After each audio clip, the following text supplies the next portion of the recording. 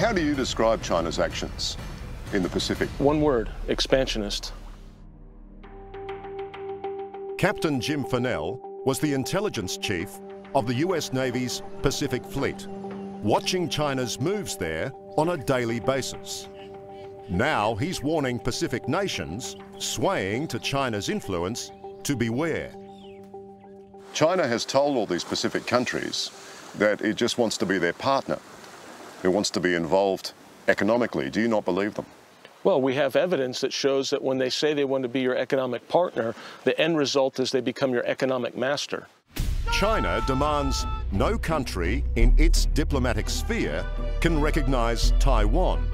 And there's no doubt the communist superpower has a grand strategic plan in the Pacific, extending its alliances further and further south.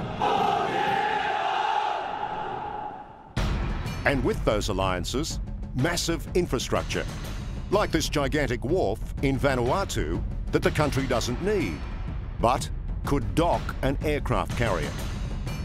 With recent back-to-back recognition of China by the Solomon Islands and Kiribati, and possibly the soon-to-be independent Bougainville, we asked Jim Fanell to join us on a Pacific mission to report on China's intentions.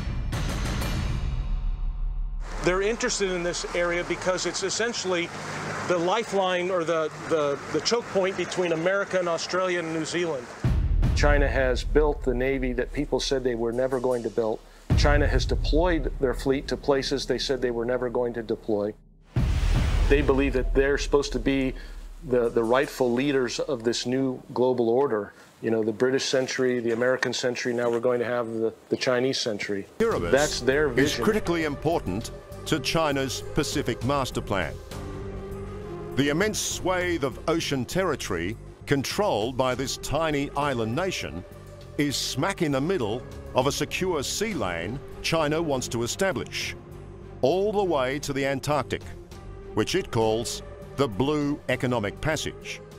So you think this blue economic passage, as China puts it, is just the cover story, is just the start of what they want to do?